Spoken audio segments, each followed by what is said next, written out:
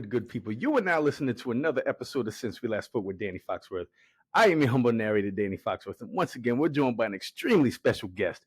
She is the host of the web series Casseroles and Murder. You can check out her YouTube. We'll get into that and a whole bunch of other stuff in a little bit later. So I had the pleasure of getting to know her from being a regular at the Tattooed Moose down on Johns Island. Yes. That's how we first met. Yes. So without further ado, we have Cindy Criscitiello Nichols. Hi, everyone. Welcome to the show. Super honored to be here. Thank you. So, I mean, the reason I had to get you on here because your IG posts, you always just are very pro transparency, and that's a rarity in this age of content creation. So, you know what? Let's take it all the way back to the beginning. Okay. So, what was life like for Cindy? Life like for Cindy, basic family home. My parents are still married. My dad is still madly in love with my mother. And so I didn't have any of that like strife growing up. I had a very popular brother in high school, and he was light years away from me, and I was kind of ostracized in high school. So that's kind of where the anxiety began for me. And I just sort of went through high school normal, didn't really have a lot of friends growing up, had one or two special friends, and then who I've carried with me for my whole life, which is great. And then after high school, I moved to New York City. Wow. Moved to New York City, and I lived there. I was a nanny for a very rich family, and my job was to pick up the child from school. She was adopted. My job was to make sure the child didn't go anywhere near her parents, and do all the important things that kids they should be doing with their parents, like, bedtime stories and bathing and food and that kind of stuff. So my job was to absolutely field the child from their extremely rich Upper East Side family. So it was tragic in a way. Learned a lot. And then from one night, my friend, I was living with my best friend there, and she was dating a guy from Alaska, and we were like 21 years old. And we went out one night, and I woke up the next morning with the word Alaska written all the way across my arm in Sharpie marker. And I was like, oh my God, it's a sign. I need to go. I need to go to Alaska. And I'm not shitting you. I literally called a national park that day, got an application. This is before applications were really online and that kind of stuff. And so they sent me a manila envelope. I applied for the job and got the job and moved from New York City to Alaska. And that's kind of began my journey. I lived in Alaska for all of my 20s for 10 years and kind of popped around there and had my daughter there, and ended up in Wisconsin and then came to Charleston. There's a lot of things that happened in between there, but that's kind of me in a nutshell. So I didn't realize you were that well traveled at such an early age. Yeah, definitely. I didn't come back to Charleston until my daughter was 4. So I definitely left and never looked back. And it was the best thing that I could have ever done. And Alaska, I cannot say more wonderful things about Alaska. It is otherworldly. It is not part of this planet. It's crazy that it's like, the state is, even part of the US, because it's not. Yeah. But it was just a wonderful time, and I met a lot of really rad people there that were doing lots of cool stuff all the time. So what was that adjustment like moving to Alaska? For me, I went completely blind, like just went and had no idea what I was doing. It was really this adventurous spirit of mine that kind of took me to where I ended up going for my life. But it was not really an adjustment. I felt like I was living on another planet, like especially in the summertime, it's perpetual daylight. Yeah. So, there was a lot of hiking, and where I was at in Denali, the rivers are glacial fed. So they're gray, which is kind of wild to look at these raging rivers that are gray. And then if you go down to the Kenai Peninsula, which is where I moved after that, the rivers are glacier fed there, but they're turquoise. So it looks tropical. Really? You're on the river. I've done a lot of fishing on the river, and you are on the river and you feel like you want to just dive in the water because it looks so tropical, but I wouldn't do that. You'll die. It's so freezing. But it was just a wonderful experience. And I would go back there in a heartbeat if I wasn't married and have a mortgage and all those things, you Yeah. know? And Alaska, that's always been on my bucket list of places to visit. I would recommend that for sure. I mean, you would have a wonderful time, and I can definitely set you up lots of interesting places to go for sure. Cool. So yeah, I'm definitely going to put that on the list. Yeah, So talking about anxiety, yeah, and I know a lot of times on IG, you often talk about how anxiety was your anxiety was crippling, yeah, and the numerous ways in which you try to seek treatment for it. yeah. So Uh, talk about that. So this has been something, and the way that I can describe it to you is, so imagine you are going to the DMV, Hmm. okay, and you don't know that you have crappy vision because you've only had the same vision for your entire life. Yeah. So what you don't know, right? So imagine you going to get eye tested and they say that you're failed, you can't get your driver's license because you can't see. Well, you don't know that because that's your whole state of being. And until you get glasses, you see completely different. That's with me with anxiety. I had no idea I was struggling with it so much. That was just my natural state of being throughout my life. And so it has been a struggle. And the way that I was feeling naturally every day is like your insides are being wrung out. It's Wow. hard. It's really hard to explain. And also, it's hard to explain. Anxiety can be minimized to people. People are, oh, get over it. It's anxiety, but it really can run your life. Yeah. And for me, I started drinking to self-medicate with the anxiety. So I mean, I worked in food and beverage forever, so that kind of went hand in hand. But I would just guzzle alcohol to numb the pain of what that was. And when I decided to get sober, was when I started to really take away the crutch of the alcohol, which is what was the medicine for me. Um, then you're left with everything that you're already still struggling with. Yeah. So it ramped up huge for me, and I had to go. I would go on walk. This past summer was the worst for me. I'd have to go on walks like 3 or 4 times a day. Like I couldn't sit still. I felt like my insides or like somebody was like scratching, my insides. Like, Wow. it's really, really, really difficult to describe that kind of pain. But it's emotional. So, you know, you can't, your brain is wiring in different ways. And so, and shooting off all these different feelings. And for me, um, I couldn't manage it anymore. And I was prescribed, let's get serious. I was prescribed lithium, Lexapro, um, Abilify, Celexa. Um, I think there's like 15 other ones in there that nothing worked. So imagine you're Wow. taking the alcohol away, you're taking everything away, and you're putting your body full of these medications that the doctors are saying this is going to help you, but you're in such an enormous state of pain that, and these medicines, they take 30 to 45 days to actually kick in. So you Oh don't my really, it's gosh. nuts. So and so each time I would go to the doctor's, my psychiatrist's office, and just be sobbing to them and say, nothing is working. This is not working. Like, let's figure something else. So we would switch the meds and switch the meds. And so I have this like cocktail of medications in my body that weren't doing anything for me. And so I was just feeling really hopeless. And um, I decided to start talking about it openly and on Instagram or whatever, because, I'm going to get a little bit, I'm not going to get too personal, but I'm going to get a little bit, my child's father lives in Wisconsin, and he would like nothing more than to have my daughter live in Wisconsin, which is not the best thing for her. So, any kind of litigation for custody and stuff like that, it always brought up my drinking. And so I had to hide the way that I was feeling for a very long time Wow. for fear of my daughter Hmm. being taken away. So, and there was a lot of shame and guilt in that. But at the same time, I couldn't help what was happening to me.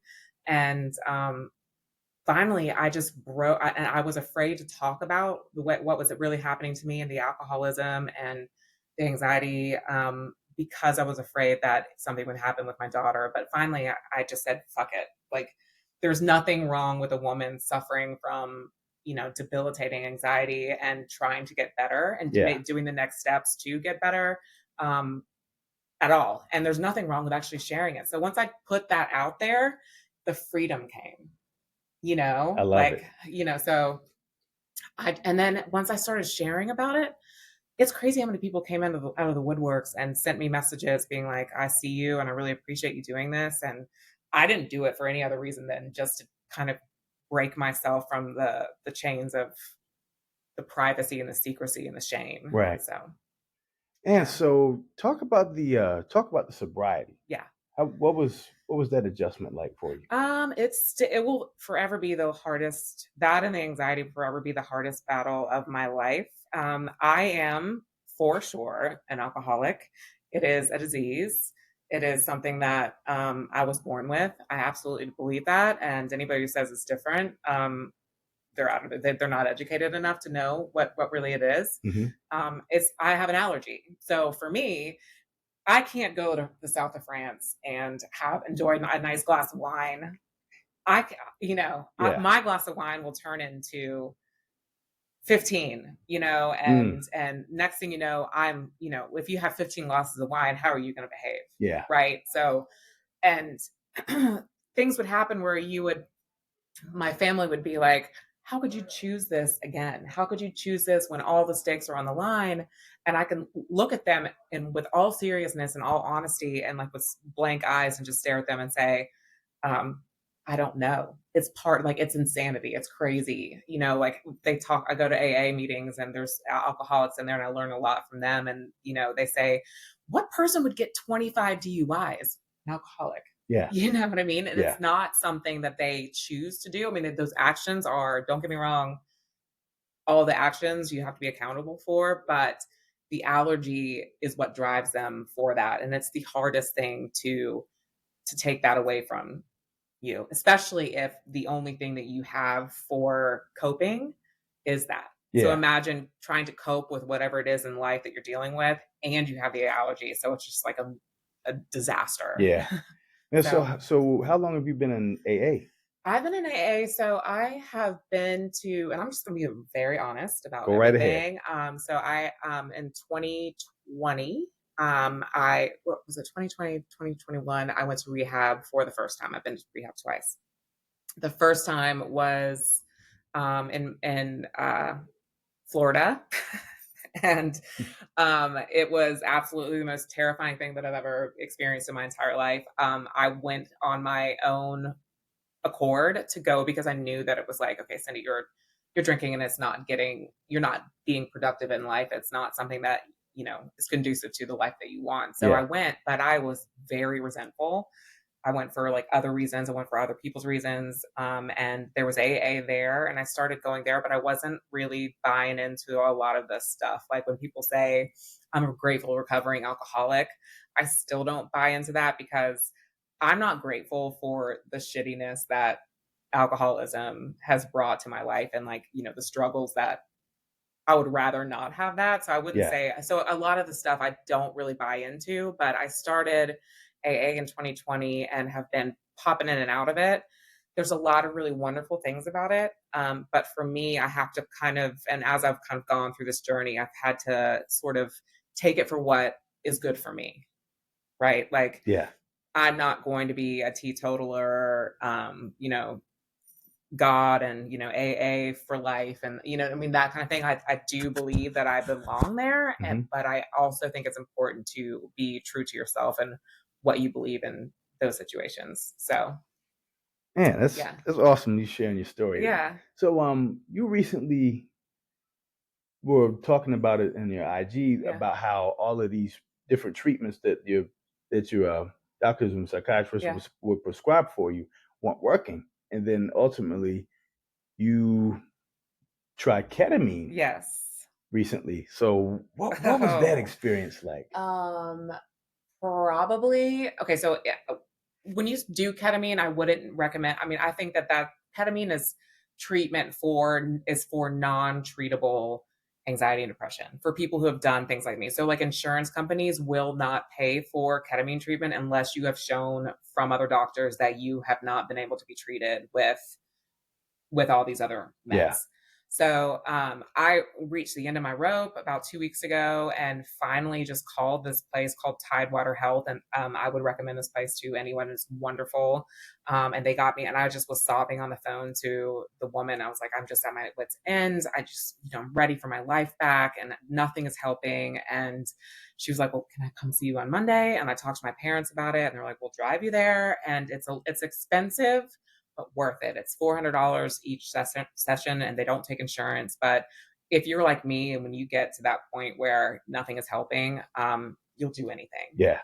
And it was just not even a question. We're like, okay, this is what we're doing because you're worth it. I know that I'm worth it, and I know that it was time to try that. So you go in and you talk to the doctor, and they give you this weighted blanket, and you're on this recliner, and they infuse you with the ketamine, and you get to watch some sort of like whatever you choose. You can do space, I've done China, I've done space, I've done like beaches or whatever. Mm-hmm. But it takes you, it's probably one of the most breathtaking experiences I've ever had in my entire life. Really? And you're with it the entire time, but your body, you completely just kind of sink into your chair and you're floating in this sense of relief. And I know this sounds crazy, but really every single time I did it, I did it 6 times. That's what they recommend is the dose of 6 times. And each time is 45 minutes. Okay. And it feels like you're there for like 15 hours, like just in this thing. And you're on this journey. And literally, I mean, you're watching a screen of YouTube, but you're on this journey. And each time I thought about it, and I know this sounds crazy, but I'm gonna say it anyways, I felt like I know what death feels like, because you're kind of just you're in this other state, and you just feel okay. Like everything is gonna be okay. That like bathing, that sense of like just peace, which is what I have been searching for as long as I can remember. Yeah. So it's I'm so grateful for that experience. I hope that I'm already starting to notice some differences. I don't want to put all my eggs in that basket thinking that, oh, yeah, I'm cured. Like, I don't want to do that to myself. So Right. I'm just taking every day as a new, like, I'm feeling a little bit better. I'm feeling a little bit better. And we'll see where it goes with that. But I wanted to be honest with my treatment as well. And I would recommend it to anybody who was struggling like I was, for sure. Oh Yeah. man, I'm glad that you finally found something that seems to be working out for you. Yeah, me too. Yeah. So let's shift the gears for a Okay. second. So you once had a food truck at a certain point in your life. So what was that experience like? Okay, I want to tell you a little bit. I'm going to make this really short story. Okay. So I started selling macaroni and cheese in Alaska. And so I'm from the South. I'm from Charleston. Right. So I was born and raised in Charleston. But I was in Alaska, and I did this little art festival in this place called Girdwood, Alaska, and I made $200 in the whole entire like festival. It's like no money at all. And I kept seeing, like, I kept walking around like casing the joint and seeing like all the food booths that were selling at this festival. And I was like, man, I want to do the money. Like I want the money. I want to like sell the food. So I called my mom one day and I was like, I think I'm going to sell our family recipe mac and cheese. And I'll tell you, it is the best recipe for mac and cheese, hands down. I will go to my grave saying this, but she was like, you're ridiculous, Cindy. Like there's no way in the world. Nobody's going to buy. How are you going to do mac and cheese? And this is absurd.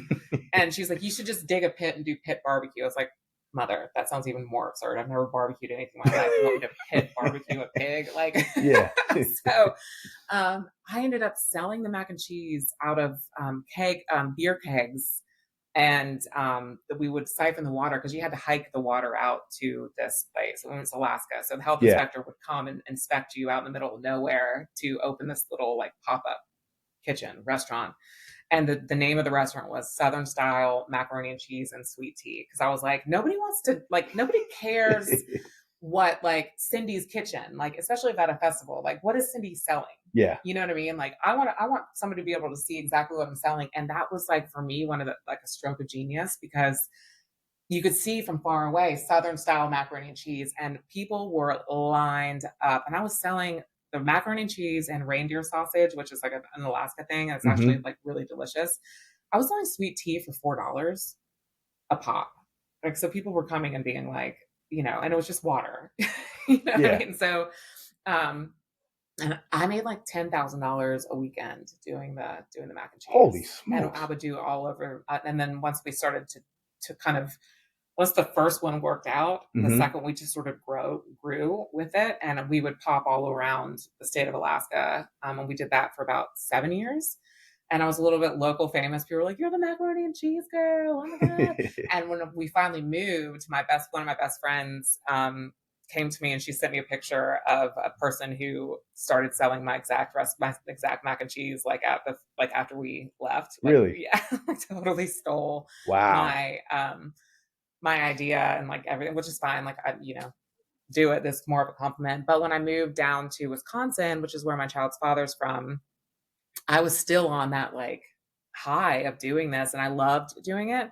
And I saw the food carts in Madison, and they were all selling. It's cheese state, right? Like, it's Wisconsin, cheese state. They have cheesehead hats, and you know, none of these food trucks were selling anything with cheese related at all. None of them. And I was like, well, I don't want to do the mac and cheese because the mac and cheese is too hot in summer. So I ended up calling the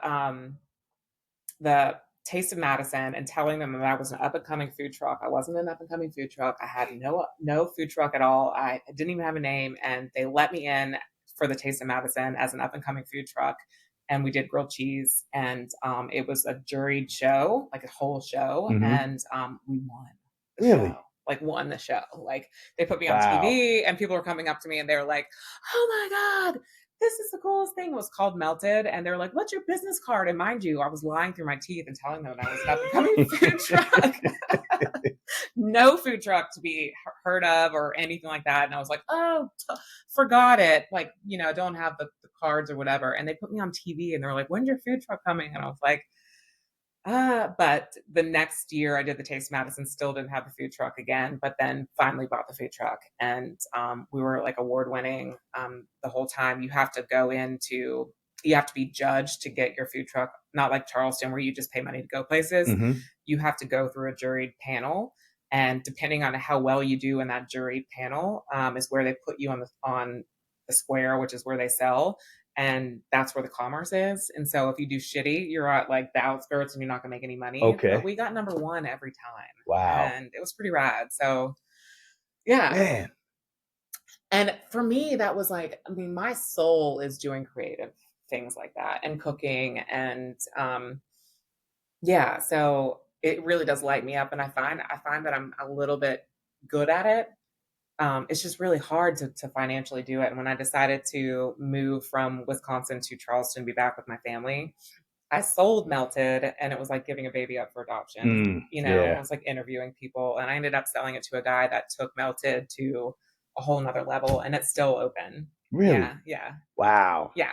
Just pass the torch, so to I speak. passed the torch, and I get to like stalk him on Facebook and Instagram and like everything he did. And he sent me a message one time. He was like, "It's not lost on me that how successful I am. It was you. Like, you were the one who created this." And, you know, we did grilled cheeses, really fun ones like lasagna grilled cheese, Reuben meatball grilled cheese, just different, and also classic ones. But each grilled cheese came with a little, you know, they do like little ketchup ramekins like that. Yeah. We did house-made roasted tomato soup, so you could dip your grilled cheese. And I was like, really? People were like, "Really? It just comes with tomato soup to dip?" I'm like, "Yeah, it's cut for you, and you can just dip your tomato soup." So how'd you come up with these ideas with making these sandwiches? I read recipes all the time, and I like with the casseroles and the recipes. I believe that anything could be put in between two pieces of bread. Like, honestly, like, think about it. Yeah. Like, you know, you can do sweet, you can do savory, breakfasty, you name it. Like, I did a Krispy Kreme donut with bacon and brie and a really great jam. My God. Yeah. So you just cut the Krispy Kreme donut and you grill it on the inside of it. And so the actual donut glazy parts with the bacon and the brie cheese and the raspberry jam. Yeah. So I don't know. I love making fun flavors, and we did a jalapeno popper grilled cheese, which was really popular as well. Yeah, that's with cream cheese. Wow. Yeah. So I just believe that anything can go in between two pieces of bread, honestly. So That might be the name of this episode. anything can go in between two Pieces of bread. I love that. Yeah. So keeping it food. Yeah. Your new web series, Casseroles and Murder. Yes. So as soon as you said you had an idea of doing that, and you threw the idea out there on IG, and then you actually saw that idea through.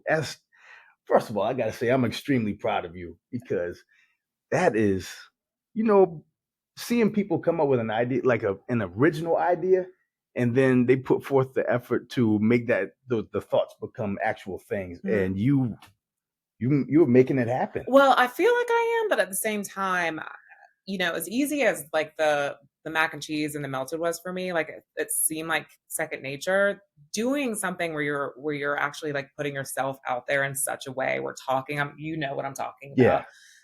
The nerves are so huge, and my production is crap. Like I have to figure out, I think I'm going to actually try a technical school at Trident to see the production class, just to kind of get a little bit better at it, a lot better at it, because you should see my house where I'm putting like sheets up over the kitchen lights, and putting a phone on the cabinet to kind of video, and it's look, there's nothing more heartwarming than a casserole. I don't care what anybody says, like, and the same thing with melted, like you can make anything into a casserole. I don't give a shit what you say, like fight me on it. I really believe that you can turn anything into a casserole. So there's endless amounts of possibilities for me to make a casserole, and I love the creative ideas with it. And I love true crime. So the juxtaposition between something so horrendous like a murder and something so comforting as a casserole is like, for me, it goes hand in hand. So being able to kind of get the words out is a real struggle for me right now. But and I have 3 followers on YouTube. So I'm one of them. Yeah, my mom is one of them. But I worked on one this weekend with my friend on the Chandler Halderson case. And I think I'm gonna like refilm it though, because I want to do like my wildest dream is to be able to put a show on that looks like it wasn't filmed like a home movie. So we'll see. But and I definitely want to be a guest on that. Yeah, I would love for you to be a guest on it. Yeah, we got to make this happen. I just got to come up with a casserole that I'll come up with a casserole. Don't worry about it. Oh, you know, fine. Let's do it. I mean, but I'll make you help me cook. And so basic, and also I'll make you research the story with me. So you'll have some talking points. Yes, I'm 100% Yeah. Man, Casseroles and Murder.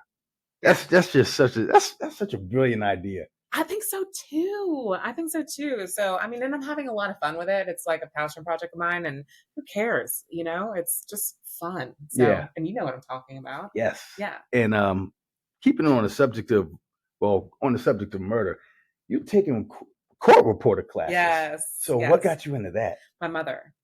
And so my mother's a court reporter. She's been a court reporter. She was a court reporter for Alex Murdaugh. Really? Yes, she was a court reporter for Alex Murdaugh. She's been one for years and years and years, and has been successful doing it. And what's great about it is you just work from home. You get to be able to do. So it depends on where you want to go with it. And I'm kind of a hustler, so I'm already like in my mind, like taking it other places. Like I just got to finish this course that I'm in. But it's basically like once I'm done with this course, like I have like endless amounts of jobs, because my mom is connected in the world. Yeah. But also you think about it, there's never a shortage of court cases. So it's like job security out the wazoo. Yeah. And they say that transcriptionists are akin to concert pianists. So because they're so quick in typing. So I can just tell people I'm actually a concert pianist if I want to. I love it. So custom frames. Yes. Because I also noticed on your IG, you make these very unique and very artsy custom frames. So Actually, I would love to have one of those frames. You would? Yes. I would love to. So I'm making one for my best friend. And I don't know why I came up with this idea. Do you know Kim and Kanye when they bought that house that was white? Did you ever see that all white Kim and Kanye house? Yeah. The next frame I'm doing for my best friend is in, she's getting an anesthesiologist degree. So I'm sending it to her. Okay. A Kim and Kanye frame, and it's going to be all different shades of white, which, I mean, there are, if you go like, what I do is I go to Lowe's and I don't steal. I just take their paint chips, that you go, I mean, they're there for the taking. So I'll go and I'll just look at the color arrangements and I'll just decide which color I want to get. And I'll just cut the little pieces of the paint chips and add them on there. So it's kind of fun. And then I like embellish, but I'm going to do different shades of white, and one side is going to be Kim and one side is going to be Kanye. And it's going to, like, I can see like one side is going to be like fucking Kanye, like, you know what I mean? All over. And so I'm excited about that. And you put these little, you put a vase in there, and the idea, it's a vase that you hang from the wall. And the idea is to, excuse me, have an ever evolving arrangement. So it's just kind of like whenever you want to put flowers in there, you can, but each one is a different flower. So it's just like an ever evolving piece of art, basically. And I just go to the Goodwill and get fun frames. And if I don't find one, I don't find one. But yeah, but I definitely got to get one. I want to hang it up on my wall. Oh, heck yeah. In my spaceship. Give me a color, man. Yellow. That's my favorite color. Yes. Awesome. So now we're going to get into the 5-question segment. Awesome. Gosh, it's been so long since I've done this with a guest. Okay.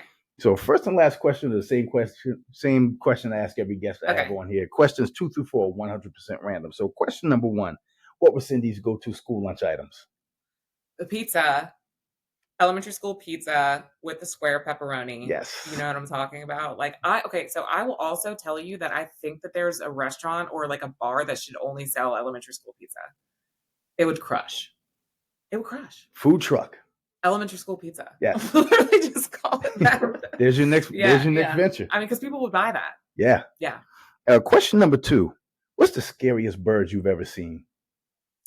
My parents' rooster, which we call James Brown, and he looked like James Brown if you were a rooster, and he was a motherfucker. He would come after you, and he had like this long, have you seen those roosters with like the long kind of dreadlock feathery kind of things? Yeah.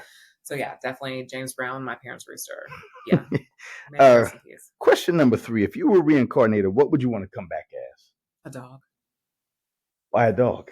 Because I feel like they are already reincarnated beings and they're the most precious, beautiful souls. And I think that they're just like they have it, they're pure. Yeah. You know, and I think that I believe in reincarnation, and I think that like you evolve and you evolve and you come back whatever planet it is. But dogs, I feel like, are like the most highly elevated, precious creatures, I think. There you go.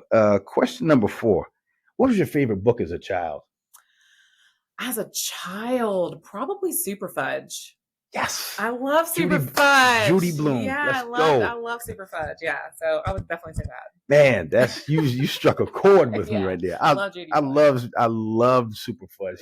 Fudge, Ramona the Brave. Yes. Those were my favorites. And also, I don't know if you remember Amelia Bedelia. Yes. I loved Amelia Bedelia. And I will always remember her. And just I'm actually going to probably look into see if I can read another Amelia Bedelia book. Yeah, right on. Then question number 5. What was the last thing that really made you laugh? Probably the tragic Instagram, not Instagram, but the TikTok creators who are like just absolutely losing their minds. Yeah. Like not being able to do it. And I'm thinking about it. I'm like, what brilliant creators and like how just brilliant comedic minds, and just what they've put out there and how they've come up on TikTok. Mm-hmm. So I'm actually really enjoying the TikTok creators who are just going out there losing their minds on now Instagram. And actually, this question is on the fly. So this is question 5B. Okay. What was the last thing that you did to get in touch with your inner child? You ready? I just went to this thing called I went to this thing called Ecstatic Dance in Charleston on Friday night with my best friend who just came to visit. And it's an all sober event. It's at the East Side Community Center. Okay. And it's DJ curated, and you go in there, you can't talk to anybody. You have to wear shoes and you just fucking dance. Really? And yeah, so we stayed for like maybe an hour, but the DJ wasn't hitting. So you know what I mean? I feel like if Yeah. you're gonna really just get into it, like, but it was fun. I will definitely go again. It's called Ecstatic Dance. Wow. Look at you being all adventurous and whatnot. I love that. That's another thing I always loved about you. You have just such this adventurous streak. Yeah. I mean, I'm 44 and I still feel pretty young. So There you go. yeah. So time to plug and promote things. So Okay. floor is yours. Casseroles and Murder. I will say there's a YouTube channel for that. Just go. It's called Casseroles and Murder, and bear with me as I slowly put things on there. But as I am getting my momentum, there's going to be a lot more to come, and I would love to see you there. More followers than just my mother. That would be great. Yes, I'll put all the links and stuff in the show notes. So thank y'all again. Cindy, thank you. Thank you. This has so been much awesome. fun. Yes. This is my first podcast, so it's exciting. Wow. I'm glad it could be me. I'm honored. So thank y'all for listening. Make sure you like, download, or subscribe to Since We Last Spoke with Danny Foxworth. Subscribe to my YouTube channel. You can find it at Danny Foxworth 843. There you can find the videos for all the episodes of this podcast, as well as my baseball podcast, At the Plate with Danny Foxworth, my podcast about candles, which is dropping on Monday, called The Wicked Good Time with Danny Foxworth, and also my other podcast, Growing Up Low Country with Liz and Danny. New episode is coming this week. So once again, thank y'all. If you have any questions or comments from any of my podcasts, my email address is foxworthpodcast@gmail.com. All I ask is that you leave the show that you have a question or comment for in the subject header, and I will respond in kind. And for Cindy and myself, this has been another episode of Since We Last Spoke with Danny Foxworth. And until next time, y'all be good. Peace. Awesome.